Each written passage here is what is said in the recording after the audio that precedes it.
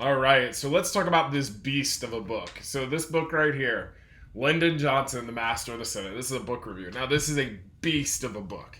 It is over 1,000 pages, and you can see kind of the kind of size of the lettering is pretty small as well.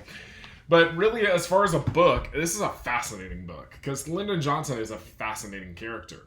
When you look at him as a president, he's never thought of as one of the greatest presidents that there was. He's never thought of as kind of in that FDR, George Washington, Abraham Lincoln, even in the top 5 of U.S. presidents. But really, he's one of the most influential presidents we've had on society, as things like Medicare and Medicaid are from the Johnson years. The civil rights bills are from the Johnson years.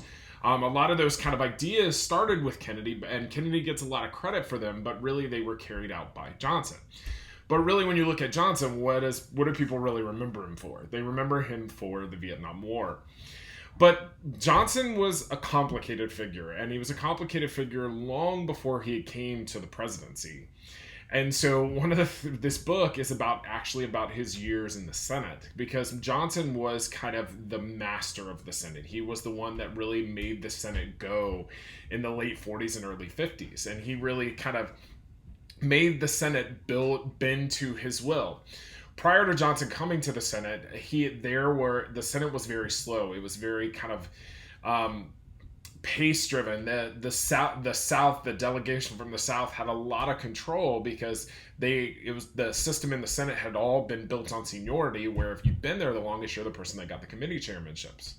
And so the South had gotten the committee chair because senators from places like Georgia and Alabama, they got reelected and reelected and reelected, while senators from other places, they had to compete with the pace of the Senate. They had to compete that they weren't getting enough done in Washington.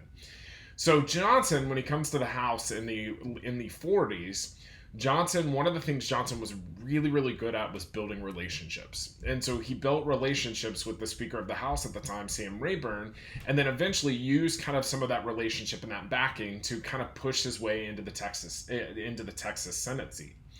Once he was in the Senate, there's a senator from Georgia named Richard Russell who was the power of the South. And really the reason that he was is because he wasn't caustic. He wasn't violent to other states. He came with reasoned arguments to kind of reason where they were, and power kind of centered in him.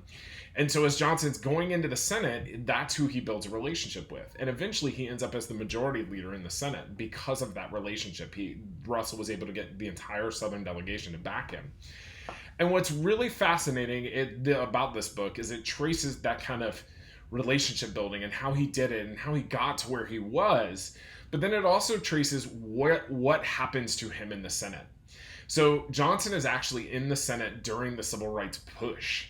And Johnson is not the typical Southern senator. He's from kind of a place of Texas where kind of that Southern kind of view of segregation was never going to be something that he really held dear. But he knew his power was in the South. So he knew he had to kind of stay in that realm. And so he's kind of trying, what's really fascinating about him in this book is he's trying to play both sides. He's trying to go both by getting the Southern Democrats to support him and to support kind of what he does, but also he's got a section of liberal Democrats from cities like Minneapolis that want to go and make major changes to segregation laws, that they're progressive, and he has to play that balance out, because eventually what this leads to is Johnson had bigger ambitions. He wanted to be president. And so to be president, he can't just be a Southern senator, because he will never win the liberal cities of the North. That he needs to be president. He needs both. He needs both the South and the North. So it's an interesting kind of play out, especially during the Eisenhower years.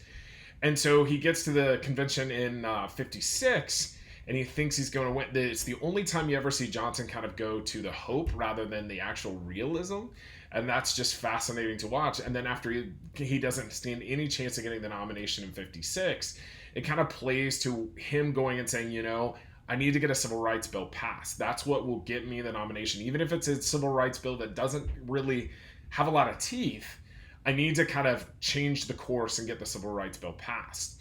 And then, of course, we get to the presidential election in 60. The book doesn't cover the presidential election. It kind of covers the end of Johnson's years. Oh, my computer fell asleep, so to stop the video, I would need that open.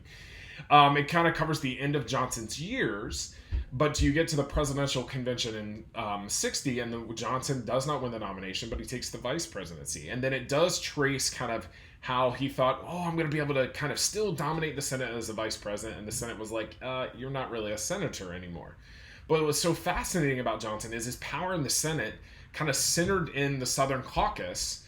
But then he's also the person that passes the Civil Rights Bill, that gets that through, because he knew the course was changing and he knew the tides were changing and he had to. He's a fascinating character as a president. Very caustic, could be very caustic, very angered quickly, but also could be the guy slapping your back and saying, hey, how you doing, and doing all that. So I highly recommend the book, but again, it's a beast of a book. It's a 1,000-page book with small print. It took me a decent, I read fairly quickly, and it took me a decent amount of time, decent chunk of time, at least a month, maybe even a little longer, to finish it. But I'm very glad that I did.